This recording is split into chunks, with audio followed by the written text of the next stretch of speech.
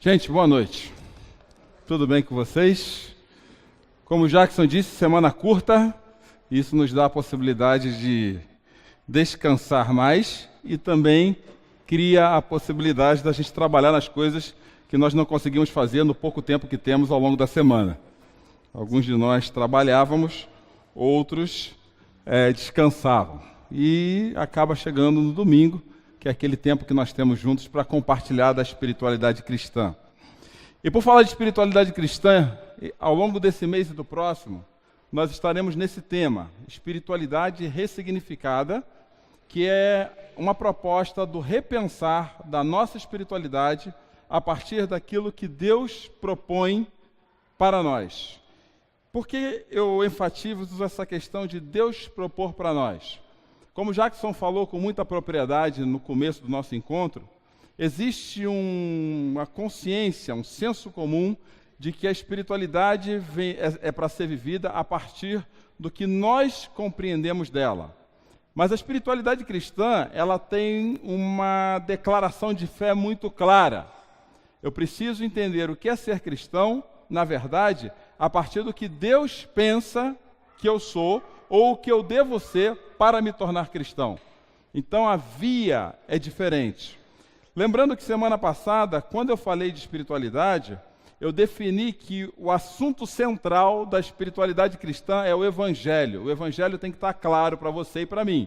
Sem Evangelho não tem espiritualidade cristã. Sem Evangelho, as Escrituras se tornam um bom livro de autoajuda, com bons conselhos para você e para mim. Então eu preciso compreender o que Jesus fez por mim na cruz, lá no Calvário, quando Ele morre pelos nossos pecados, que são frutos das nossas decisões pessoais e particulares. Eu preciso entender que houve ali um convite ao arrependimento, ou como a própria Escritura diz, a metanoia, ou elevar a nossa mente além de nós mesmos, para a perspectiva de Deus. Se eu não conseguir fazer isso, dificilmente eu vou poder agregar à minha espiritualidade algo ligado ao Evangelho.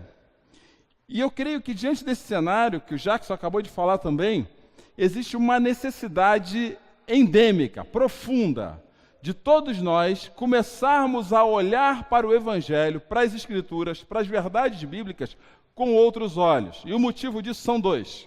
O primeiro é porque me parece, eu não sei se você tem a mesma sensação que eu, que hoje tem sido gerado uma série de mensagens, de propostas espirituais, dizendo-se cristãs, onde elas são muito próximas a boas palestras de motivação e autoajuda. E o resultado disso, eu particularmente acabo percebendo nas redes sociais, a partir dos próprios versículos bíblicos que nós escolhemos postar quando estamos ali teclando e colocando algo. E eu percebo que toda vez que eu coloco um versículo bíblico do estilo que, por exemplo, eu coloquei hoje, que Deus não vê a imagem, mas vê o coração das pessoas, palavra do próprio Deus, a partir do próprio profeta Samuel, as pessoas se identificam muito mais com esse tipo de mensagem, porque elas agarram isso para ela e falam assim, eu preciso me agarrar nisso como esperança para que os meus problemas ganhem um significado maior. Nada contra isso. Só que o Evangelho e a proposta da Bíblia não é essa. Ou pelo menos não é só essa. Nós precisamos começar a olhar para a espiritualidade cristã e ressignificar a nossa própria participação no meio dela a partir de uma moldura maior, de um quadro maior, de uma percepção maior que está na Bíblia de Gênesis a Apocalipse. Se nós não fizermos isso, vai acontecer algo muito parecido com o que eu acabei conversando logo chegando aqui hoje no nosso meio, e eu não vou identificar o autor, porque eu não pedi autorização para isso, ou a autora, né? Mas a gente começou a falar assim, parece, Cláudio, que tem algo que não está batendo. Parece que a conta não está fechando. E eu falei, olha, é verdade, parece que a conta não está fechando. Eu tenho essa mesma sensação que você tem. E quando eu olho e digo que a conta não está fechando, eu não estou me referindo especificamente ao que somente acontece no nosso meio. Mas a maneira que você vê as pessoas na rua hoje, tristes, cabisbaixas, preocupadas, amargas, com o coração endurecido, me dá a impressão que o ser humano está se tornando algo muito estranho de se entender. Isso não é aqui só. Isso é de forma geral. Eu não sei se o problema é financeiro, eu não sei se é a crise política do país, eu não sei se são as consequências disso na nossa vida, eu não sei. Mas é perceptível, a olho nu, que nós estamos num momento muito complicado da nossa relação com as pessoas e com Deus, e isso vem trazendo isso vem cobrando de você e de mim uma conta muito cara. Muito cara. Também eu posso dizer que, pegando o grande número de pessoas que existe na nossa sociedade, me preocupa mais, nessa mesma colocação, a percepção do cristão. E na nossa conversa, da forma que ela evoluía, a gente chegou à conclusão, e parece que nós que conhecemos o que Cristo espera da gente, estamos mais tristes do que quem não conhece. Isso me preocupa mais ainda. Isso somente reforça na minha cabeça e no meu coração a necessidade que todos nós temos de ressignificar a nossa espiritualidade. Nós precisamos rever os nossos valores principais e mais profundos da caminhada cristã. Porque em algum lugar nessa história, e eu creio que grande parte disso é a leitura que Bauman faz quando ele olha para nós, que nós ocupamos um mundo pautado pelo agora, que promete satisfações imediatas e ridiculariza todos os atrasos e esforços a longo prazo, é porque em algum momento nós nos tornamos intolerantes aos processos da vida, inclusive aos processos que transformam o nosso coração. E a vida cristã é um processo. Ela não é um passe de mágica, ela não é algo que se resolve da noite para o dia com facilidade, porque você e eu, todos nós, somos seres humanos e complexos entre nós mesmos. Nós só não somos complexos para Deus. E essa busca pelo imediatismo, pela solução rápida, pela negação dos processos que eu e você temos que viver, tem criado um grupo de cristãos na nossa cultura totalmente imediatistas, que espera que as coisas se resolvam da forma, da maneira e pelo caminho que quer, retirando das Escrituras aquilo que nos convém como algo que nos motive a seguir em frente e esquecendo todo o resto das Escrituras que faz sentido na mensagem do Evangelho. E negando os processos da vida, nós passamos a negar, inclusive, a nossa participação no reino de Deus. Ou transformamos ela em algo totalmente fragmentado, e como eu ouvi esses dias um pensador falar, algo totalmente poroso, onde eu participo da vida da comunidade ou do reino, naquilo que me interessa, no tempo que me convém e da forma que mais me é propícia. E na maior parte das vezes que eu vejo isso acontecer, na maior parte das vezes, meus amigos, eu percebo que o outro é sempre ignorado. É da forma que eu desejo, é aonde eu quero, é da maneira que eu acredito ser certo, e da maneira que considero ser errado, não me importa. Buscamos uma leveza espiritual, como em tudo que existe na cultura hoje em dia. Tudo tem que ser leve, tudo tem que ser light. Um dia a culpa é do glúten, outra da lactose, e a outra é porque nós oramos pouco. Só que a leveza tem trazido o seu peso. Ela tem nos colocado dentro de uma percepção, de um paradigma, de uma mentalidade cristã extremamente privatizada, particular, própria, onde não há espaço para que eu compartilhe com o outro as minhas necessidades profundas, porque eu estou com medo do outro. O outro me dá medo. Eu prefiro andar pelas ruas de cabeça baixa do que olhar nos olhos daqueles que eu preciso olhar e resolver o que eu tenho que resolver. Eu prefiro passar uma mensagem pelo WhatsApp do que falar com quem eu preciso falar. Eu prefiro escrever a respeito das minhas dores, das minhas necessidades no Facebook, do que simplesmente passar pelos processos que resolvem elas.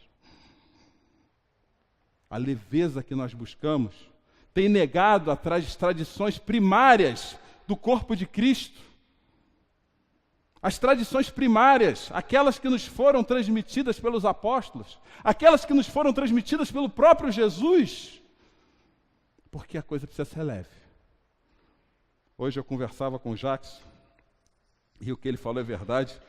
Nós compartilhamos, trocamos muitas experiências, e o Jackson é um homem de uma percepção incrível,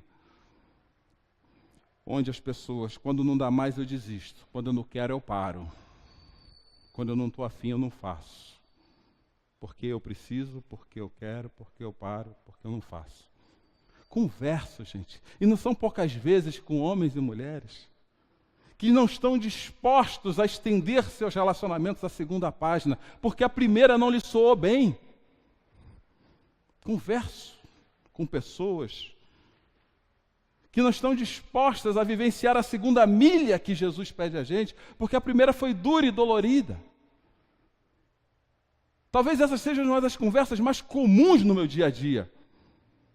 E não falo isso como pastor, eu compartilho com vocês como cristão. Talvez isso responda uma das inquietações que esse homem, que viveu a época da Segunda Guerra Mundial, chamado Dietrich Bonhoeffer, teve em relação à graça que Deus nos concede quando Ele diz que nos ama. Bonhoeffer foi um homem de profunda erudição teológica. Ele foi professor, foi mestre, doutor, na época em que o mundo estava em guerra, na Segunda Guerra Mundial, e de repente ele viu a oportunidade de ir para os Estados Unidos, se aprofundar nos seus estudos, numa das maiores universidades dos Estados Unidos. E quando ele viu que seus irmãos cristãos estavam sofrendo com as perseguições nazistas, ele retorna à Alemanha para ajudá-los. Ao retornar à Alemanha, ele é acusado por conspirar contra Hitler e é colocado na prisão. E pasmem, à luz da própria produção do apóstolo Paulo, foi na prisão que Bonhoeffer produziu as suas melhores obras. E dentre elas, ele escreve o seguinte livro que está aí disponível para quem quiser: O Custo do Discipulado. O Custo do Discipulado. E no meio desse livro, um dos temas centrais e cardeais da sua fala é o seguinte: nós estamos barateando a graça do amor de Deus. E compartilho com vocês agora parte dos inscritos de Bonhoeffer. A graça barata é a pregação do perdão sem arrependimento, é o batismo sem a disciplina de uma congregação ou de uma igreja, é a ceia do Senhor sem confissão dos pecados, é a absolvição sem confissão pessoal. A graça barata é a graça sem discipulado, é a graça sem a cruz, é a graça sem Jesus Cristo vivo e encarnado. Nós temos vivido isso nos últimos dias e vivemos uma caminhada cristã como se Jesus não fosse cobrar conta da graça que Ele nos concedeu de muito nos amar. E eu tenho convicção profunda, pessoal, pastoral e como cristão, de que o motivo dos olhos cristãos estarem mais tristes do que aqueles que não acreditam em Cristo é porque nós temos vivido uma graça barata. Não quero me arrepender. Não quero pagar o preço. O Evangelho, meus amados, não é leve o tempo todo. O Evangelho é leve quando Jesus fala assim: divida com vocês o meu jugo, porque ele é leve. Mas o Evangelho também é pesado quando ele diz assim: tome, quem quer me seguir, tome a sua cruz e siga, negue a si mesmo e siga-me. Vai ter hora que vai pesar e vai ter hora que vai aliviar. Mas a única coisa que nos conforta no Evangelho é que acima de toda a nossa história, emoldurando toda a nossa história, cuidando de toda a nossa história, há um Deus soberano, poderoso, único, que nos ama. Eu estou na história, a minha história faz parte de uma história maior e mais profunda. E se eu negar essa história maior, eu vivo só a minha história. E a minha história só consegue enxergar o hoje, os problemas do dia a dia, as dificuldades que assolam meu coração e não conseguem olhar para amanhã como uma esperança maior da minha vida. E eu vivo uma espiritualidade nanica. Quem aqui, além de mim, é assistente ou assiste o seriado Game of Thrones? Eu sei de alguns que compartilham comigo dessa paixão. Mas quem viu Game of Thrones sabe o quanto o Tyrion Lannister sofre durante pelo menos 6 temporadas. A 7ª eu não sei porque eu não vi ainda. Porque ele é nanão. Porque quando ele nasceu, a mãe dele morreu. Ele talvez seja o cara mais contraditório do seriado. Porque ao mesmo tempo que ele aparenta ser um cara muito ruim, ele é um cara extremamente ético, com valores que ele não abre mão. E ele sofre pela ética dele. E nós estamos sofrendo, porque abrimos mão da nossa ética, dos valores profundos da vida cristã. Mas antes de Bonhoeffer ou Bauman olhar para a vida nessa ótica, o apóstolo João, ele recebe uma revelação de Deus a respeito da expectativa que Deus tem sobre a sua vida e a minha. Se você não está familiarizado com a Bíblia tem 66 livros. O primeiro livro da Bíblia se chama Gênesis, e ele tem esse nome por causa da primeira palavra do texto de Gênesis. Breshit é a primeira palavra. O último livro da Bíblia se chama Apocalipse, e ele também tem esse nome por causa da primeira palavra do capítulo 1, versículo 1, quer dizer revelação. Apocalipse, nada mais, nada menos, é o livro da Bíblia que fala da revelação de todas as coisas que estão por vir e aguardam aqueles que depositaram seu coração em Cristo Jesus. E Apocalipse, logo no primeiro capítulo, ele começa a delinear o tipo de pessoas com que Deus está se comunicando através das palavras de João, exilado na ilha de Patmos, sofrendo a pressão social muito parecida da que a gente está sofrendo. E Apocalipse diz assim no capítulo 1, versículo 1: Deus lhe deu para mostrar aos servos o que em breve irá acontecer. Apocalipse é um livro da revelação que aponta para algo que em breve vai acontecer. Esse é algo que nós esquecemos e perdemos a perspectiva da nossa vida e tornamos ela presa ao aqui e agora. Deus traz uma revelação através de João para algo que em breve irá acontecer. Eu não sei, dentro da sua formação teológica, ou se você tem uma, qual é a sua percepção do amanhã. Mas dentro das Escrituras, a percepção da manhã é que essa página vai virar e nós entraremos numa outra página chamada eternidade. E quando chegar, tudo aquilo que está escrito em Apocalipse irá acontecer. Essa brevidade que João se refere é uma brevidade entre 2 marcos históricos muito claros. Não é do seu hoje para o seu amanhã, mas do hoje, do dia que Jesus colocou os pés na história, ao amanhã em que Jesus retornará para buscar a sua igreja. Nós estamos vivendo os últimos dias. Se ele tem 1000 anos, 2000, 3000 anos, eu não sei. Eu não tenho capacidade nem competência e ouso dizer que nem Jesus sabia, porque ele mesmo afirma que não sabia o dia da sua volta. Mas o amanhã virá e será breve. No versículo 3, Apocalipse define o estado de espírito das pessoas que creem nessa revelação. Ele diz logo assim que feliz, bem-aventurado, abençoado, em paz, tranquilo, é aquele que lê essas palavras ou as palavras dessa profecia, e felizes aqueles que a ouvem e guardam o que nela está escrito. A fórmula da felicidade, do estado de completude, de shalom do ser humano, não é crer no que Deus pode fazer para você hoje, mas naquilo que Apocalipse diz que virá para nós que estamos aqui hoje crendo nele. E é tão interessante, porque essa palavra nos traz inspiração da manhã. Mas a mesma palavra que gera feliz e felizes aqui, é a palavra que está nos primeiros versos de Mateus capítulo 5, o Sermão do Monte. Bem-aventurados. E o Sermão do Monte não é uma palavra leve.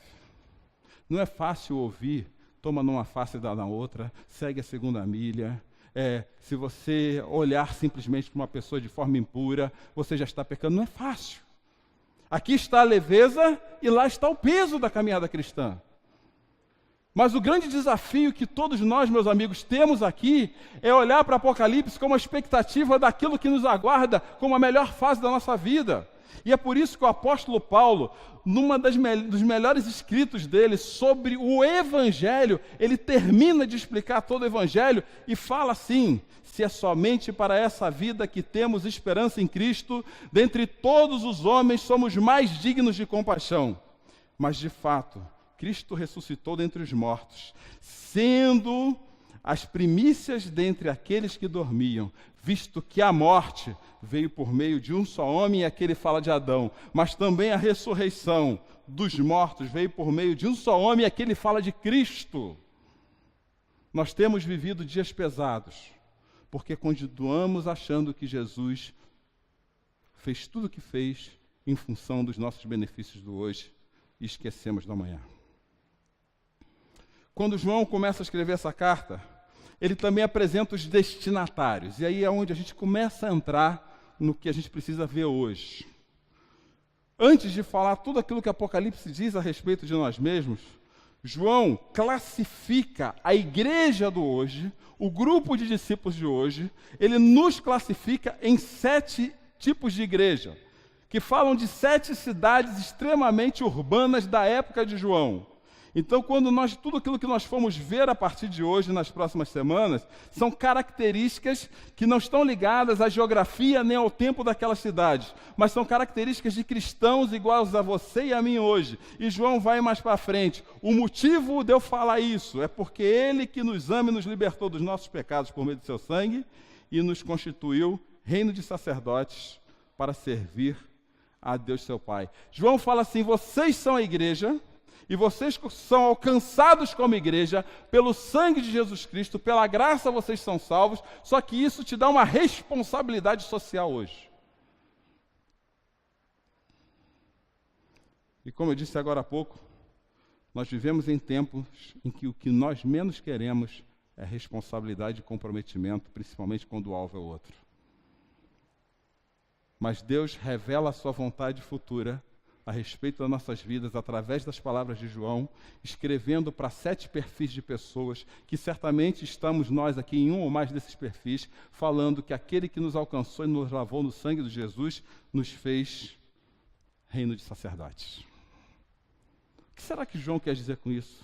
O que João está dizendo é algo que já foi dito há muito tempo a respeito de mim e de você. Eu não sei se você tem consciência do que acontece no dia 31 de outubro todo ano, e não é o Dia das Bruxas, tá? Antes que você fale Dia das Bruxas, não é. Algo que nesse ano ganha um significado singular, pelo menos se você for cristão evangélico. Em 31 de outubro de 1517, foi quando Martinho Lutero apregoou 95 teses na porta da catedral da igreja de Wittenberg, dizendo assim: nós estamos caminhando num sentido totalmente diferente do das Escrituras. Ele prega aquilo lá e desafia reis, igreja, soberanias desse mundo a dizer: mudem o rumo, porque o que nós estamos fazendo é totalmente distinto das Escrituras. Esse dia é o motivo pelo qual você e eu estamos aqui hoje. Porque alguém ousou dizer: nós estamos em caminhos diferentes das Escrituras. E esse ano é singular essa data porque nós estamos comemorando 500 anos desse dia. 500 anos. 500 anos depois, a necessidade de rever as mesmas verdades continua sendo presente, latente e necessária para todos nós. E a Reforma Protestante de 1517, ela começou a rever, a transformar, a mudar, a propor que você e eu revejamos, que toda a sociedade reveja a sua caminhada espiritual. E prestou contribuições profundas e significativas a respeito disso. Mas uma delas, que fala a respeito do sacerdócio, da nação de sacerdotes que nos tornamos, uma delas, tem tudo a ver com a nossa mensagem de hoje. Porque a Reforma Protestante olha para a igreja, olha para todos nós e fala assim: todos nós somos sacerdotes de Deus. Todos nós. Você que rendeu o seu coração a Jesus Cristo, entendeu o amor dele pela sua vida, decidiu tornar-se seu discípulo, você é tão sacerdote quanto eu. Engraçado que o Jackson falou uma coisa que aconteceu comigo essa semana, e aí tem muito a ver com esse momento e com essa fala. Essa semana me enviaram o seguinte recado: Delta, peça ao pastor para orar para mim. Como um bom cristão, eu fiz a minha tarefa. Aliás, todos nós, quando alguém nos pede para orar, devemos orar. Como um bom cristão, fiz minha tarefa. Mas ficou no meu coração e na minha cabeça a dúvida: será que ele olhou para mim como um cristão a mais que poderia fazer isso? Ou ele achou que a minha vocação e a minha função me dava algum atributo além da oração do que qualquer outra pessoa aqui dentro possa ter? Eu fiquei com essa dúvida. Porque se a opção dessa pessoa foi a segunda, nós precisamos rever aquilo que a Reforma Protestante trouxe para nós. Todo o cristão diante de Deus é sacerdote e tem poder, autoridade, autonomia e liberdade de entregar a Deus as necessidades das pessoas. E Lutero deixou isso muito claro quando ele escreveu assim: de posse da primogenitura e todas as suas honras e dignidade, Cristo divide-a com todos os cristãos, para que por meio da fé todos possam ser também reis e sacerdotes. A gente quer viver, ou a gente ainda vive, uma certa espiritualidade episcopal, onde transfere e infere para certos tipos de pessoas responsabilidades que são nossas. E nós precisamos rever isso também.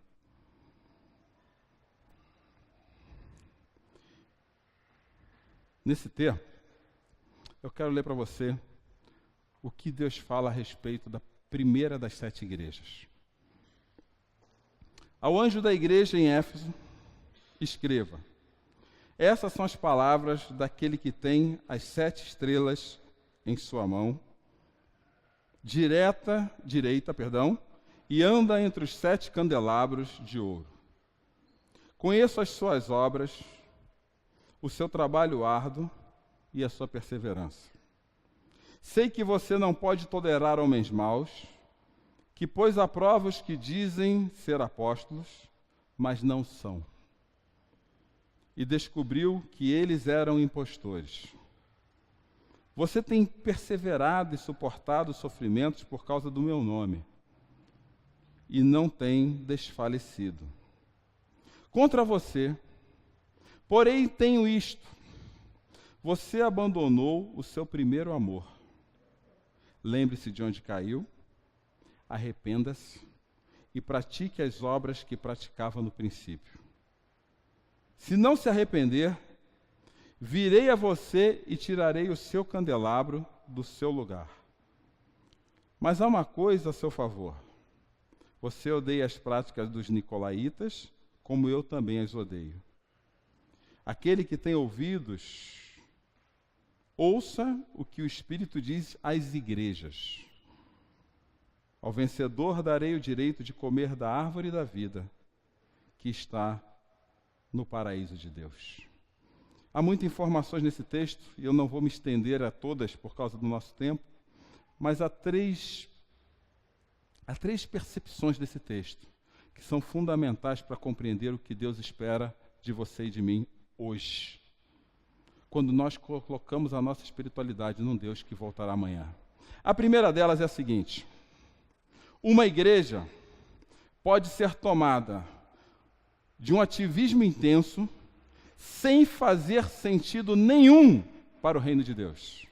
Uma igreja pode ser tomada de um ativismo intenso, e aqui quando eu falo igreja, não instituição somente, mas você ou eu, pode ser tomada de um ativismo intenso, sem fazer sentido nenhum para o reino de Deus.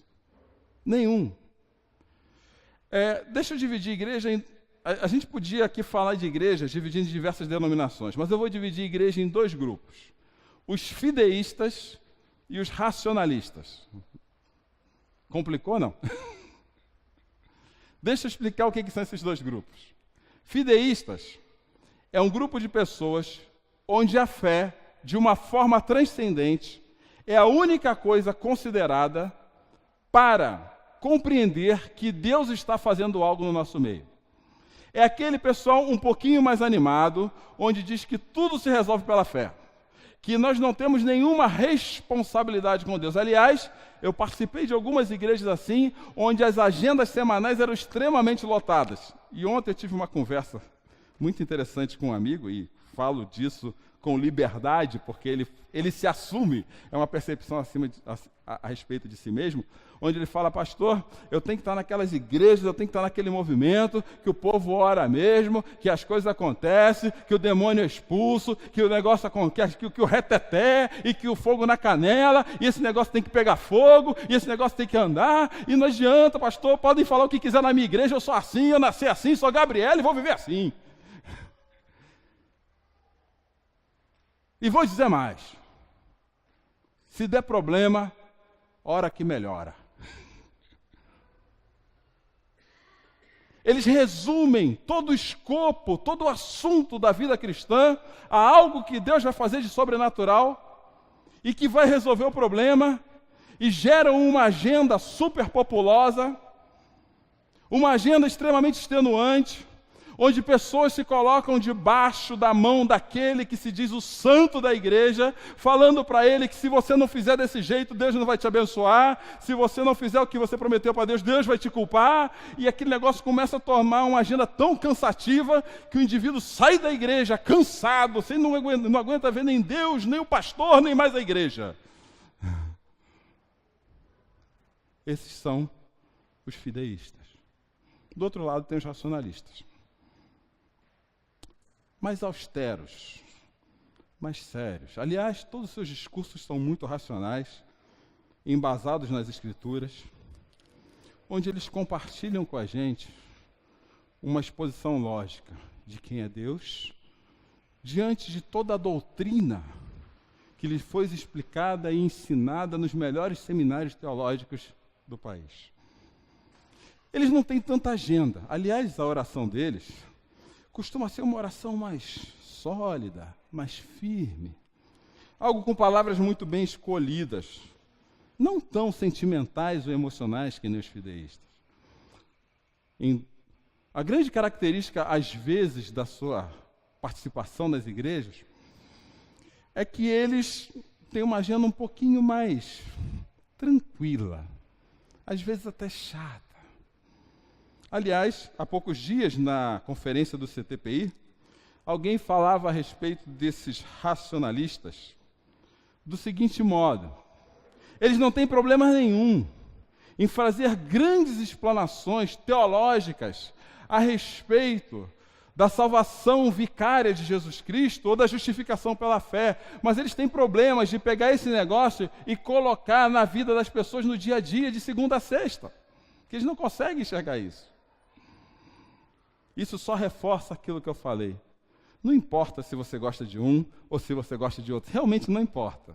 A questão é que em qualquer um dos dois cenários, o que você está fazendo não pode ter significado nenhum para o reino de Deus. Nenhum. Aí você me conta, você fala assim: mas Cláudio, como não? Por causa da segunda percepção dessa mensagem. A segunda é a seguinte: vida cristã só tem sentido se o nosso coração estiver atrelado ao seu fator gerador. João escreve o seguinte: contra vocês, porém, tenho isso: você abandonou o seu primeiro amor. Vocês fazem um monte de coisas legais, Vocês têm um monte de ideias boas na igreja. Vocês têm um monte de propostas revolucionárias, algumas inovadoras. Mas está faltando uma coisa. Vocês abandonaram o seu primeiro amor. Certamente João ele faz uma releitura das próprias palavras deles numa outra carta, onde ele escreve que nós amamos ele porque ele nos amou primeiro. O que João fala é que não adianta você ser a pessoa mais bem-sucedida da moral espiritual se isso não estiver conectado ao primeiro amor. E João vai mais adiante. Quando ele fala desse amor, ele não fala de uma afeição pelas pessoas. Ele não fala de uma afeição a respeito daquilo que as pessoas fazem, mas um amor aos moldes de Cristo, que no vernáculo grego tem uma palavra muito específica, ágape, um amor do mesmo jeito que Cristo nos amou. Se você não tiver esse tipo de amor fazendo sentido na sua vida, tudo aquilo que você faz, que pode querer fazer e que você entende fazer da sua espiritualidade, é simplesmente jogar o vento, é correr atrás do vento. E o interessante é que isso faz tanto sentido na Bíblia, que num texto que é normalmente utilizado para casamentos, o apóstolo Paulo, ele faz uma leitura das nossas ações a partir desse tipo de amor. Em 1 Coríntios, capítulo 13, Paulo fala assim nos versículos de 1 a 3, ainda que eu fale a língua dos homens e dos anjos, se não tiver amor, serei como o sino que ressoa, ou como um prato que retine. Ainda que eu tenha o dom de profecia, e saiba todos os mistérios e todo o conhecimento, e tenha uma fé capaz de mover montanhas, se eu não tiver amor, nada serei. Ainda que eu dê aos pobres tudo o que possuo, e entregue o meu corpo para ser queimado, mas se não tiver amor, nada disso valerá.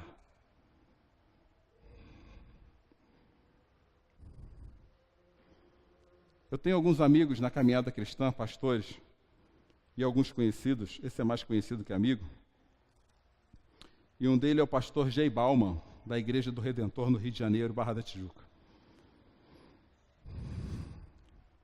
E uma vez ele escreveu uma coisa no Facebook dele, que respondeu uma inquietação do meu coração como pastor.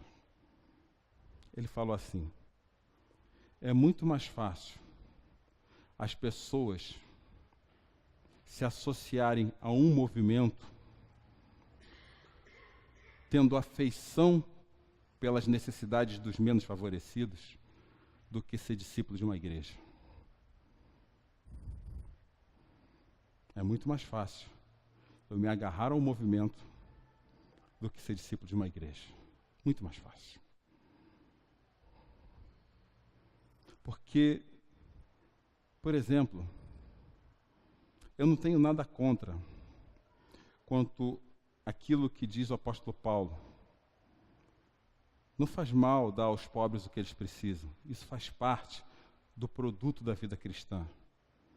Não faz mal, não tem problema nenhum, por exemplo, fazer o que alguns de nós fazemos, eu me incluo, que é ir buscar doadores para transplante de medula. Não faz mal eu criar um projeto social para crianças em necessidade, em situação de rua. Não faz mal eu participar. Não faz mal eu sair pelas noites afora, atrás dos mendigos da cidade, porque eles precisam de acolhida e acolhimento. Não faz mal. Mas o que Paulo está dizendo, que se o motivo disso não for o amor de Jesus, não vale nada. Nada. Uma igreja não se move pela afeição que elas têm pelas pessoas. Uma igreja se move porque tem a percepção do tamanho amor que Deus usou, e principalmente misericórdia, por nós para salvar as nossas vidas. É por isso que uma igreja se move.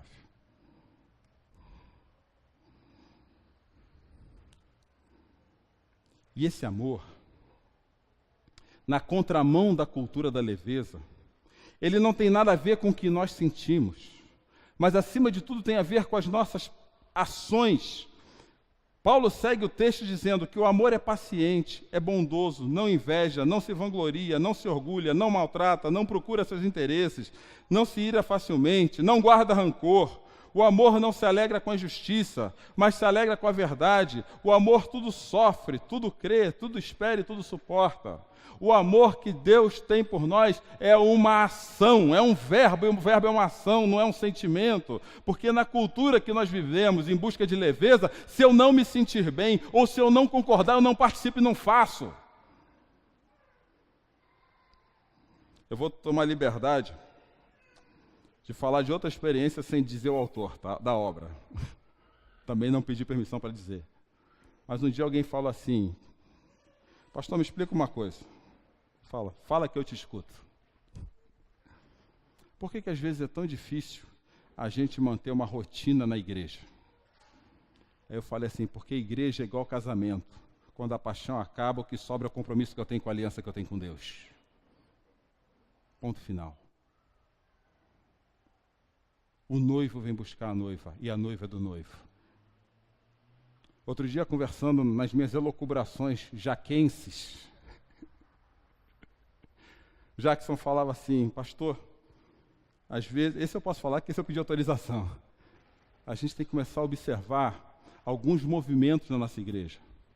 Porque me parece que as pessoas têm feito mais as coisas por outras pessoas do que pelo Deus das pessoas. Então elas se entram em compromissos porque alguém pediu, ou até pelo Senhor. Mas se a gente não vem e não faz por Deus, também não tem sentido, de nada valerá. Semana passada no CTPI, e aliás, essa é uma das muitas conversas pastorais que eu tive. Um pastor falou assim: cara, eu estou com um problema. Eu disse: me explica. Não é todo domingo que eu estou com vontade de ir lá na frente falar na igreja. O último que falou isso perto de um santarrão, o santarrão levantou a mão: então manda aí o que eu falo. Mas toda vez que isso acontece no meu coração, e eu lembro do quanto Deus teve que me amar para me perdoar, eu vou para lá como se fosse a última mensagem da minha vida. Porque Ele me ama. Essa percepção é tão profunda no coração do apóstolo Paulo, que ele vai falar de 8 a 10, que tudo aquilo que nós esperamos que Deus faça através de nós nessa vida, perece, mas o amor jamais. E aí eu acho que a grande sacada de Paulo, quando ele termina esse texto de 1 Coríntios 13, é a seguinte: que quando ele começou a entender isso, Paulo diz, ele deixou de se tornar menino e passou a se tornar homem. Ele termina esse texto falando assim: quando eu era menino, falava como menino, pensava como menino e raciocinava como menino. Mas quando me tornei homem, deixei para trás as coisas de menino. Quem não entende isso é uma criança espiritual eternamente e vive achando que Deus tem que resolver tudo o que ela precisa em função dela e por ela, e porque dela e por ela, e para ela são todas as coisas, a ela toda a honra e toda a glória. É assim. Nós estamos precisando de homens espirituais, homens que se tornem referência para os mais jovens, porque antigamente os mais jovens tinham a opção de não ter referência, hoje eles não têm referências. E eu pego homens na faixa dos 50, 60 anos, querendo sentar numa rede, numa sombra, e não quer saber mais nada da vida, enquanto os jovens estão se perdendo sem referência. Eu vejo mulheres querendo se sossegar o facho, desculpa o termo, mas é esse, enquanto as meninas estão se perdendo sem referência. Nós precisamos de homens, nós precisamos de mulheres, de fé, que acredite no amor de Jesus e que faça esse amor valer a pena na sua vida. Pessoas que dão a cara para bater, pessoas que pagam o preço de negar a si mesmo, tomar sua cruz e seguir em frente. Em terceiro e último lugar, e aqui eu termino, de forma muito breve e muito particular. A terceira percepção que esse texto me traz é a seguinte: a carta de Éfeso é sim um convite a ressignificar a nossa espiritualidade e dar sentido à nossa vida. Olha como é que como João ele vai para o fim dessa carta. E embora ela tenha mais coisa, e aí, como eu falei, eu não vou me prolongar por causa do tempo, isso aqui me chamou a atenção. Ok. Quer que a sua espiritualidade seja ressignificada? Quer ter uma vida relevante com Deus? Quer voltar a ser uma pessoa onde tudo faça sentido no amor de Cristo? João fala assim: lembre-se de onde caiu, arrependa-se e pratique as obras que praticava no princípio. E princípio aqui é protos.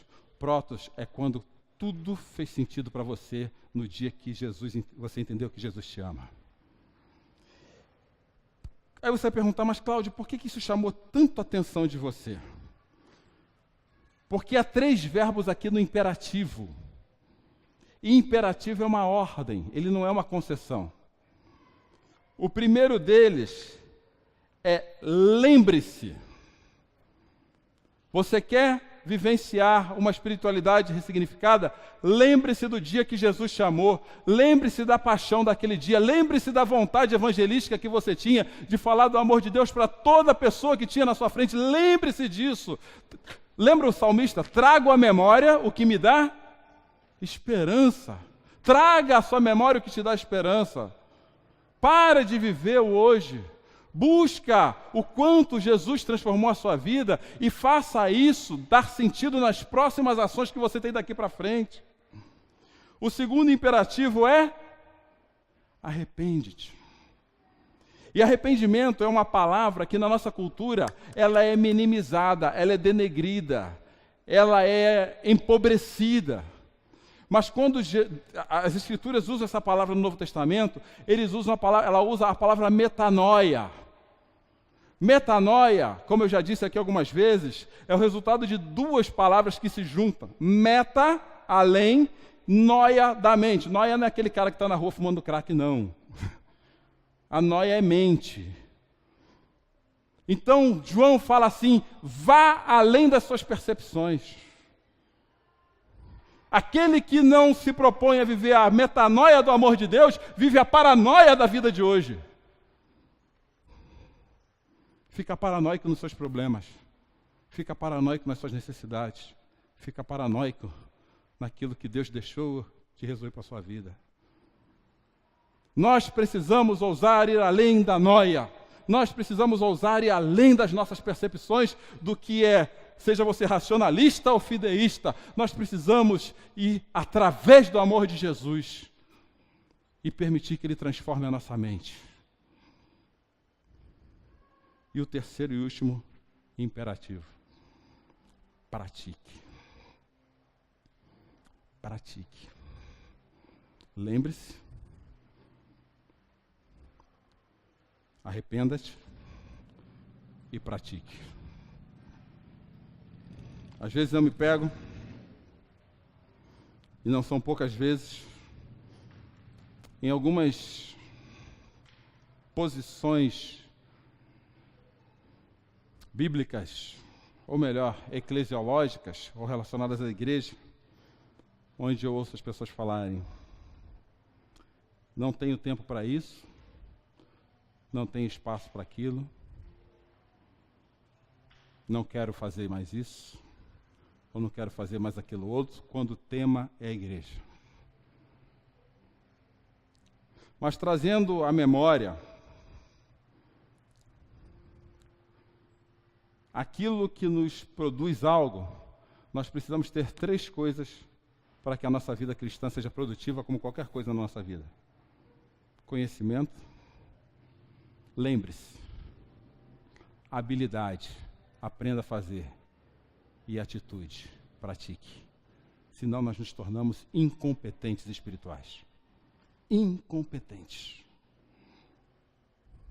E João termina, e aqui eu termino, repetindo as suas palavras. Meus amados, se isso fez sentido para você, se você quer que isso faça sentido para a sua vida, você é um vencedor em Cristo Jesus. Não pelo que você faz, mas porque você entendeu o amor de Deus por você. E um dia, por entender esse amor, você terá o direito de comer a árvore da vida. Está na hora de lembrar. Está na hora de mudar. e está na hora de praticar. Que Deus nos abençoe. Vamos orar?